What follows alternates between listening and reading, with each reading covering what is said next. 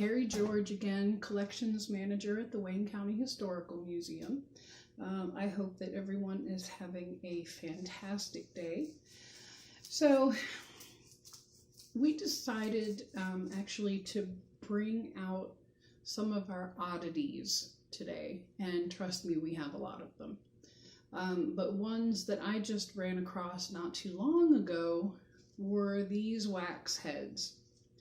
Now, originally, they would have been part of a mannequin, or they would have stood on their own to model a hat or a scarf or whatnot in a window for a store.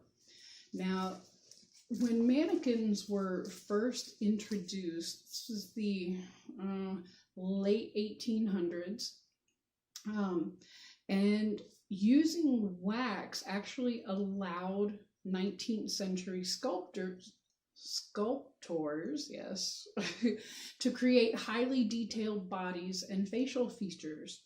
The switch from gas lamps to electric lights exposed the material's weakness, though.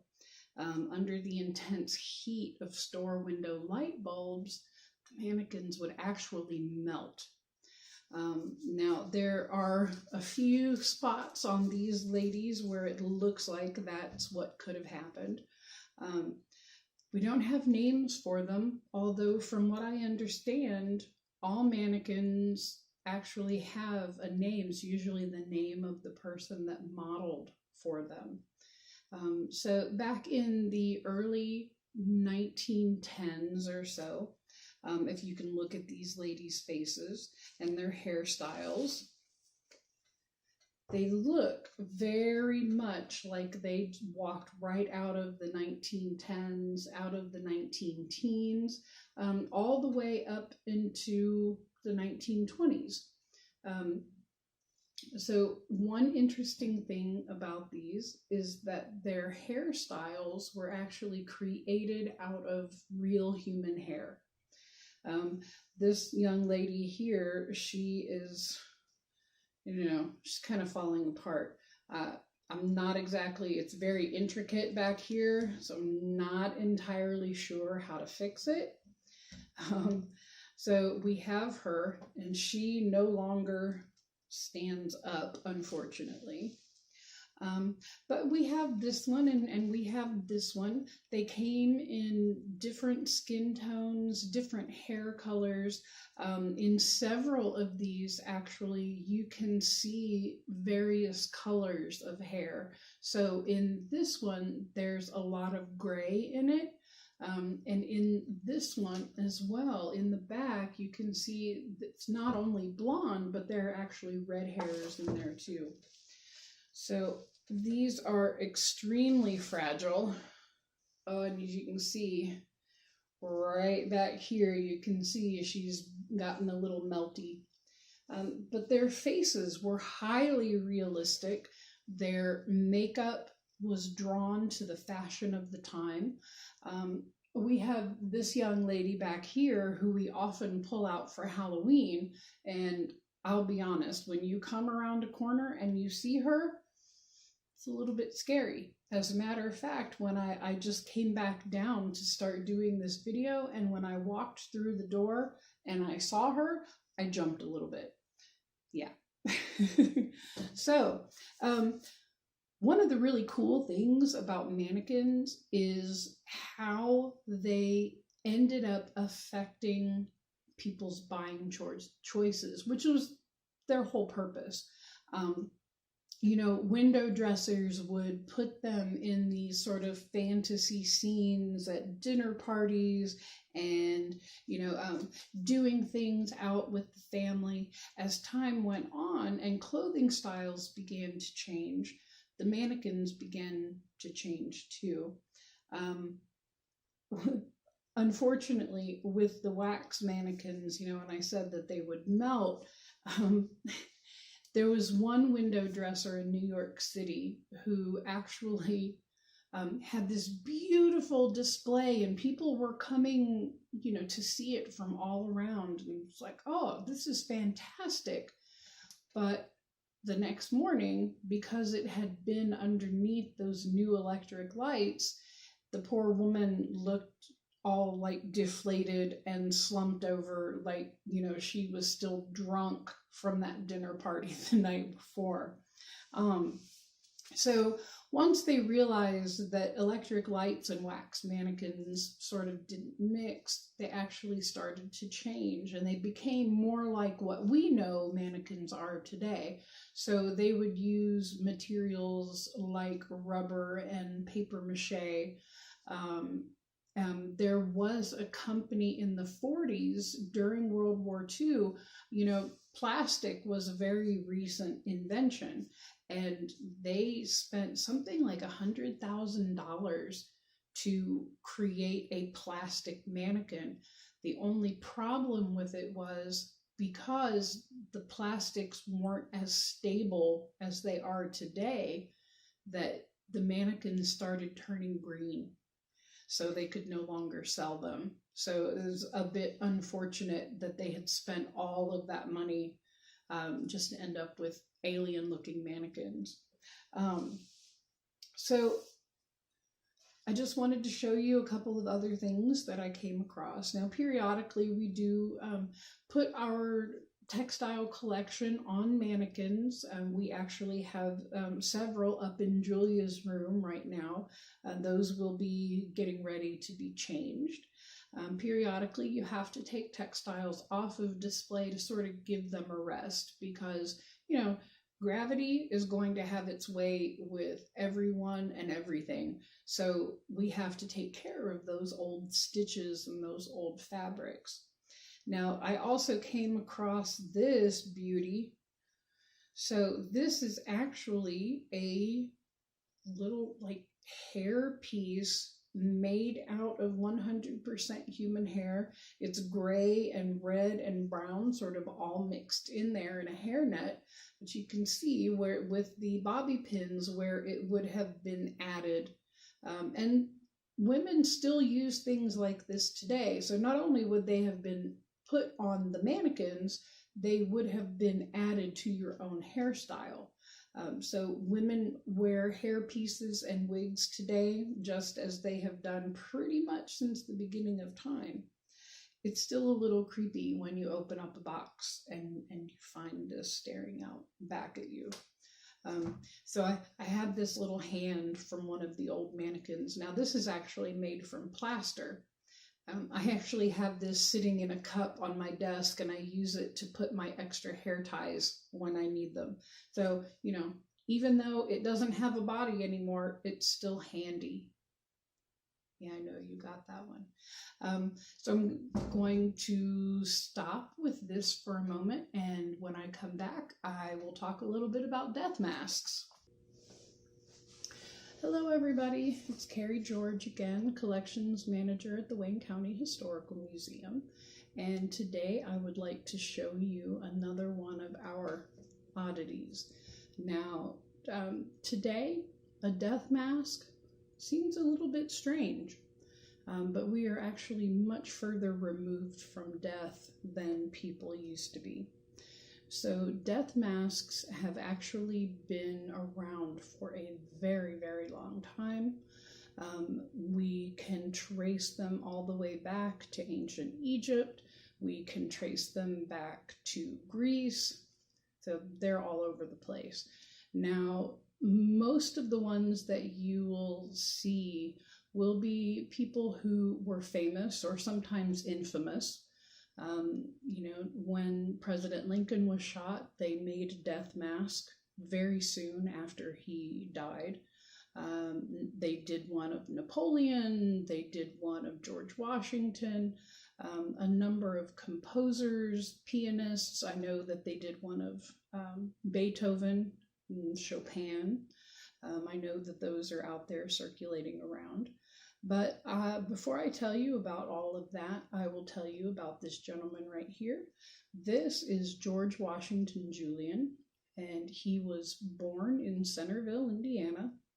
And he was really a very interesting character. So he became a lawyer first, And then he co-founded the Free Soil Party, of which he was a vice presidential nominee in the election of 1852, I believe, yes. He was a staunch supporter of the Homestead Acts. He was also an abolitionist, which means that he was very, very much against slavery. One of the sort of lesser known things about him actually is that he was a suffragist. So he very much believed in women's rights and women getting the right to vote. Remember, we didn't win that right until 1920, so it's only been 100 years. So thanks to him and his daughter, Grace Julian Clark, she became a prominent suffragist too. So now let me tell you a little bit about why people made death masks. So a death mask is a likeness, typically in wax or plaster cast, of a person's face after death. So it is usually made by taking a cast of the corpse. Death masks may be mementos of the dead or be used for the creation of portraits. It's sometimes actually possible to identify portraits that were painted after death masks, because you can tell, there's a certain way that the features kind of lie flat and, there's no life to them. So the main purpose of the death mask in the Middle Ages and up until the 19th century was to serve as a model for sculptors in creating statues and busts of the deceased person. So not until really the 1800s did the masks become valued just for themselves. In other cultures, a death mask may be a funeral mask, an image placed on the face of the deceased before burial rites, and normally buried with them. The best known of these are the masks used in ancient Egypt as part of the mummification process. So, and I know that probably all of you have seen Tutankhamun's King Tut's mask. So that is actually a funeral mask. It's supposed to look like the deceased. Another one that you may remember seeing, actually I believe it was from Crete, was the mask of Agamemnon. It's a very stylized face with the beard and the different sort of sections of gold. So in some European countries, it was common for death masks to be used as part of an effigy of the deceased. So it would have been displayed at state funerals. It would have been taken out on parade. Sometimes, those parades ended with that effigy being burned and smashed to pieces, but hey, let's see. So mourning portraits. Now, you know that we have quite a bit of Victorian art here in the museum. And the Victorians were absolutely obsessed with death. It wasn't as far removed from everyday life as it is to us. So when they would do death masks of people who had died during the Victorian era, sometimes they were laid out with the person's clothes, and it sort of, looked like they were still there. In some ways, you could use the mask as a replacement for the face in order to take photographs. It was actually the photograph that kind of killed off, pardon my double entendre there. Sometimes I'm not very funny. So people would end up taking photographs instead of having a death mask made. So another kind of nifty thing about the death masks before there were photographs is that if someone was found deceased and had no identification of any kind, and nobody could figure out who they were, they would take a death mask of the corpse, and then they would be able to have that for when, potential family members might come looking for their missing loved one, or even if someone couldn't necessarily be identified by their face, sometimes they would actually take plaster casts of their hands. So let's see. Where am I? Okay. So one of the most famous death masks in the whole world is probably one that you have seen. So I don't know if, like me, when you were in hospital, in high school, and you were taking health class, that you had a section where you did CPR. I know that I did, and I very distinctly remember the dummy that was used. So they called her Rescue Annie. Now, she actually has a story. So this was back in, I believe, the early to mid 1800s, and there was the body of a young woman that was pulled out of the Seine River in Paris. The undertaker thought that she was so beautiful that she deserved to have a death mask, that he needed to record her beauty. So what he supposedly said, because, the story's old, mouth to mouth, he supposedly said her beauty was breathtaking and showed few signs of distress at the time of passing, so bewitching that I knew beauty as such must be preserved. Well, they actually compared this death mask to the Mona Lisa. And it became very fashionable for salons in France and in other large cities that you would have a copy of this mask. Now, they called this young lady L'Inconnue de la Seine, which means, Lady of the Seine. So this is her. Very, very pretty young woman. It is it's still debated as to whether or not she drowned. I am not familiar with bodies coming out of the water, so I really can't tell. But she does look very, very peaceful and very pretty. Now, when I was talking about CPR class, I will show you.